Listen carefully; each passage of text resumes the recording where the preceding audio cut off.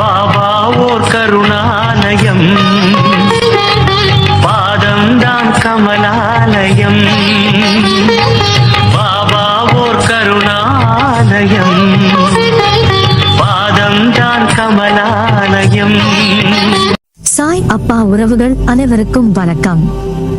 சாய் அப்பா மேல நம்பிக்கை வைத்து அவரை நினைத்து கொண்டு இருக்கும் உங்கள் அனைவரின் வேண்டுதலையும் சாய் அப்பா நிறைவேற்றுவார். நல்லதையே நினைப்போம், நல்லதே நடக்கும் என்றும் சாய் அப்பாவின் அருள் உங்களுக்கு இருக்கும். நம் மனதிற்கு இதமான சாய் அப்பாவின் இன்றைய அருள்மொழியை கேட்போமா? அன்பு குழந்தையே, இன்றைய விடியல் உனக்கான விடியலாக மாறிவிட்டது என் செல்லமே. இனி அதிர்ஷ்டம் உன்னை தேடி வரும். செல்வமும் பலமும் சேர்ந்து நீயும் உன் குடும்பமும் பணக்காரராக வாழப் போகிறீர்கள். நீண்ட நாட்களாக நீ ஆசைப்பட்ட அனைத்து விஷயங்களும் இனி நிறைவேறும். உன் சுற்றத்தார் மதிக்க நீ வாழப் போகிறாய். எத்தனையோ விஷயங்களை ஏக்கத்தோடு நீ பார்த்து கொண்டிருந்தாய். அவையெல்லாம் இனி உன் கையில் வந்து சேரும். இனியும் நீ கவலைப்பட வேண்டிய அவசியம் இருக்காது. இத்தனை நாட்களாக நீ ஒரு விஷயத்தை ஆரம்பிப்பதற்கு யோசிக்கும் போது, ஒரு நல்ல விஷயத்தை செய்ய நினைக்கும் போதுதான் முன் எப்போதும் இல்லாத தடங்கள் எல்லாம் வரும். எப்படி பௌர்ணமி என்றால் கடலில் தண்ணீர் ஓட்டம் அதிகம் ஆகுமோ, அமாவாசை என்றால் எப்படி தண்ணீர் உள்வாங்குமோ, அதை போலவே இதுவும் இயற்கை. அதை நினைத்து நீ கவலைப்படாதே. என்னடா எடுத்தது எல்லாம் தடங்கள் ஆகிறது என்று யோசித்துக் கொண்டிருக்கிறாய். ஆனால் நீ நினைத்த ஒரு விஷயம் உடனே நடந்தது என்றால் அதில் உனக்கு படிப்பினை இருக்காது. நடந்த விஷயத்தில் நல்லது எது கெட்டது எது அப்படி என்று உனக்கு புரிந்து இருக்காது. வாழ்வில் படிப்பினை தான் எல்லாம். ஜெயித்தால் மட்டுமல்ல, தோல்வியிலும் தான் படிப்பினை இருக்கிறது. அதனால் தான் தோற்றவர்கள் சில காலத்தில் வெற்றியாளர்களாக ஆகிறார்கள். அவர்கள் செய்யும் ஒரே காரியம் என்னவென்றால் தான் எதற்காக தோற்றோம், எடுத்த காரியத்தில் எதை சரியாக செய்தால் அடுத்த முறை வெற்றி பெறலாம் என்பதை அலசி ஆராய்ந்து மீண்டும் அந்த தவறை செய்யாமல் ஜெயித்து காட்டுகிறார்கள். இதையே நீயும் உன் மனதில் வைத்துக்கொள். நீ தோல்வியடைந்தால் எதனால் தோல்வி அடைந்தாய் என்பதை முழுவதுமாக ஆராய்ந்து அந்த தோல்விக்கான காரணத்தை குறித்துக்கொள். அடுத்த முறை நீ முயற்சி செய்யும் போது அந்த தவறை மீண்டும் செய்யாதே. இப்படி செய்தாலே போதும், வெற்றி மேல் வெற்றி வந்து உன்னை சேரும். என் மீது நீ கொண்ட நம்பிக்கையும் பொறுமையும் உன்னை நிச்சயம் உன் பாதையில் வெல்ல வைக்கும். அடுத்தபடியாக வாழ்க்கையில் எவ்வளவு நம்பிக்கையுடன் முன்னேற முயற்சி செய்தாலும் ஏன் உன்னால் வெற்றி அடைய முடியவில்லை என்பதற்கு முக்கியமான காரணம் மற்றவர்கள் என்ன நினைக்கிறார்கள் என்று யோசிக்காதே. நீ என்ன நினைக்கிறாய் என்பதே முக்கியம். மற்றவர்கள் உன்னை பற்றி என்ன நினைத்தால் என்ன? நீ எடுக்கும் முயற்சிகளில் வெற்றி அடைந்தால் தோல்வி அடைந்தால் அவர்களுக்கு என்ன ஆகிறது என்ற மனநிலையை வளர்த்துக்கொள். அடுத்தவர்களை பற்றிய சிந்தித்துக் கொண்டு அவர்கள் இதை பற்றி என்ன நினைப்பார்களோ, அதை பற்றி என்ன நினைப்பார்களா என்று அவர்களை பற்றி மட்டுமே சிந்தித்துக் கொண்டிருக்கிறாய். உன் வாழ்க்கைக்கு எது சிறந்தது என்று நம்புகிறாயோ அதை தைரியமாக செய். உன் கடந்த கால அனுபவங்களை நினைத்து வருந்தாதே. அதில் பெற்ற பாடத்தை கொண்டு உற்சாகத்துடன் நினைத்த செயல்களை தொடங்கு. உன் வாழ்க்கைக்கான இலக்கை தேர்ந்தெடு.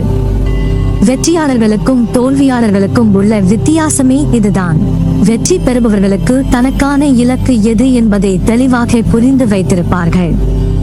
இலக்கை தெளிவாக நிர்ணயிக்காமல் நீ எவ்வளவு கஷ்டப்பட்டாலும் வெற்றி கிடைக்காது. நீ எதை நோக்கி போகிறாய் என்று முடிவு செய்துவிட்டு முன்னேறு. போராடி ஒரு விஷயத்தை அடையும் போதுதான் வாழ்வு அர்த்தமுள்ளதாக மாறுகிறது. முயற்சி செய்து தவறாக போன செயல்களை ஏற்றுக்கொள். ஏனெனில் தவறில்தான் பாடங்களை கற்றுக்கொள்ள முடியும். தோல்வியே வெற்றிக்கு முதல் படி. சிக்கல் வந்துவிட்டதே என்று ஒதுங்காமல் எதிர்கொள். ஆழமாக சிந்தித்து அதற்கு தீர்வை தேடு. பிரச்சனைகளில் இருந்து தப்பிக்க முயற்சி செய்வதை விட அதனை எதிர்கொண்டு கையாள்வதே மன உறுதியை தரும். இந்த சிக்கலில் இருந்து எப்படி மீண்டு வரப்போகிறேன் என்று கவலைப்படுகிறாய். கண்டிப்பாக கவலையே படாதே. நான் உனக்கு துணையாக உன்னுடனே இருப்பேன். உன்னுடைய பிரச்சனைகள் தீர்த்து வைப்பேன். பல பிரச்சனைகள் உன்னை சுற்றி இருக்கிறது என்று நீ கவலைப்படுகிறாய். அவை அனைத்தையும் என் அருளால் மிக விரைவிலேயே தீர்க்கப்படும். நான் தான் சொல்கிறேனே, இனி நீ வாழ போகிற வாழ்க்கையை பார்த்து உன் உறவினர்கள் மிரளப் போகிறார்கள். அதனால் இனிமேல் எந்த ஒரு செயலுக்கும் காலக்கெடு வைத்து செயல்படுவதுதான் இலக்கை அடைய மூல காரணமாகிறது.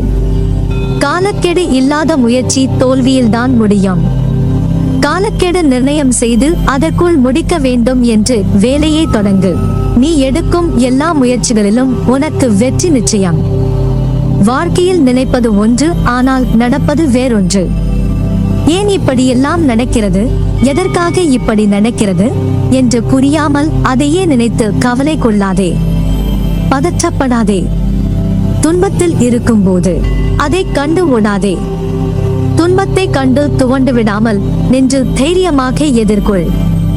வாழ்க்கையில் சில விஷயங்கள் நடப்பது மர்மமாக புதிர்கொண்டு உன் மனதில் இருப்பதும் ஒன்று, வெளியில் நீ நடப்பது ஒன்று என்று திகழ்கிறதா? உன் பிடி இருந்தும் உன் கையில் இருந்து நழுவுவது போல் தோன்றுகிறதா? அதற்கு காரணம் உன்னை மீறி உன்னிடம் மாயை என்ற வலை உன் மேல் சிக்கியுள்ளது. அதன் பிடியில் இருந்து மீள மோதிக்கொண்டு இருக்கிறாய். அதன் பொருட்டே உன்னில் எழும் இந்த போராட்டங்கள். உன் கையில் இருந்து உன் நிலைப்பாட்டை நிதானம் இல்லாமல் நழுவ விட்டாலும் அதன் இரு நுனிகளும் என் கையில் பத்திரமாக உள்ளன. அதை மீண்டும் உன்னிடம் தருவேன். தண்ணீரில் அடித்து வரப்படும் மரக்கட்டை எப்படி தண்ணீரில் பொதும்பி இருக்குமோ அதை போலவே நீ மாயை என்ற தண்ணீரில் அடிக்கப்பட்டு பொதும்பி நீ துயர்படுகிறாய். உன் மனம் அதில் காயப்பட்டு இருக்கலாம். சுய நினைவு இழந்தது போன்ற ஒரு உணர்வு. மாயை ஆட்கொண்டு இருப்பது ஒரு குருவை சரண் அடைந்தவர்களுக்கு மட்டுமே அது நம்மை சூழ்கிறது என்பது தெரியும். அதனால் தான் நீ உணர்கிறாய் உன்னை மாயை சூழ்ந்து உள்ளது என்று. அதனால் உன் புத்தி ஒரு பக்கமும் உன் மனம் ஒரு பக்கமும் சண்டையிட்டு கொண்டு உன் நிம்மதியை தொலைக்கின்றது. கோபத்தை குறைத்து நிதானத்தை வளர்த்துக்கொள். கோபம் நீ உனக்கு தரும் தண்டனை, உன் மனதிற்கு நீயே ஏற்படுத்தும் ஒரு வலி. அதுபோல் மற்றவர்களை உன்னிடம் இருந்து தொலைவில் நீயே ஆக்குவதற்கான வித்துக்கோள். இவ்வளவு எதிர்மறை உன்னில் இருக்கின்றது என்று உணர்ந்து அதை மாற்றி அமைத்து உன்னை பக்குவப்படுத்துவேன். என் பாபா என்னிடம் ஒரு விஷயம் நடக்க வைக்கிறார் என்றால் அதற்கு ஒரு காரணம் இருக்கும் என்று என்னில் நீ கொண்ட உண்மையான நம்பிக்கை நிச்சயம் ஜெயிக்கும். என் மேல் உள்ள நம்பிக்கையும் மீறி உன் மனதில் பயம் ஏற்படுத்தினால் அது உனக்கு என் மேல் நம்பிக்கை இல்லாதது போன்ற தோற்றத்தை உன் மனதிற்குள் ஊடுருவ செய்கிறது.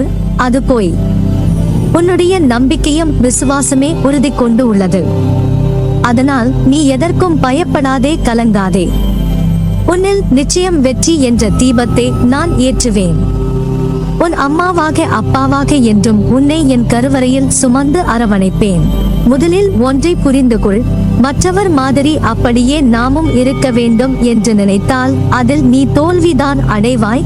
என்றுமே நீ நீயாகவே இருந்தால் ஒருபோதும் தோல்விக்கு வாய்ப்பு இல்லை. எதையும் நினைத்து பயப்படாதே.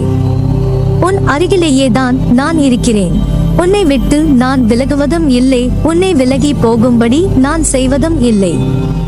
வாழ்க்கை என்றும் வாழ்வதற்கே நீ என்னிடம் வந்து சேர்த்தது முதல் என் மீது எவ்வளவு பிரியமாகவும் பக்தியுடனும் இருக்கிறாய் என்பதை நான் அறிவேன். பிறர் மீது நீ காட்டும் அன்பு, உனது சிந்தனை, நடவடிக்கைகள், பக்தி எல்லாவற்றினாலும் என் பெருமையை நீ உயர்த்தியிருக்கிறாய்.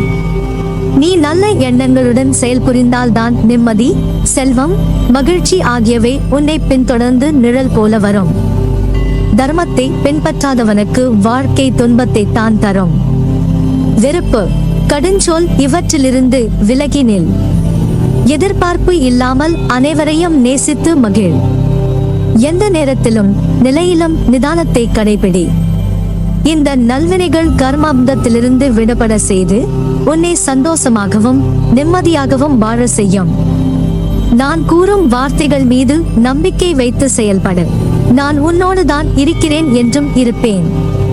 இனிமேல் உன் வாழ்க்கையில் போர்க்காலம்தான். நீ விரும்பிய அனைத்து வளங்களும் உன்னை வந்து சேரும் நாள் வெகு தொலைவில் இல்லை. என் வார்த்தைகள் மீது நம்பிக்கை வைத்து செயல்படு. நீ ஜெயமாக எல்லா செல்வ வளங்களை பெற்று சீரும் சிறப்புமாய் நிம்மதியான வாழ்க்கையை பெறுவாய். நல்லதே நடக்கும்.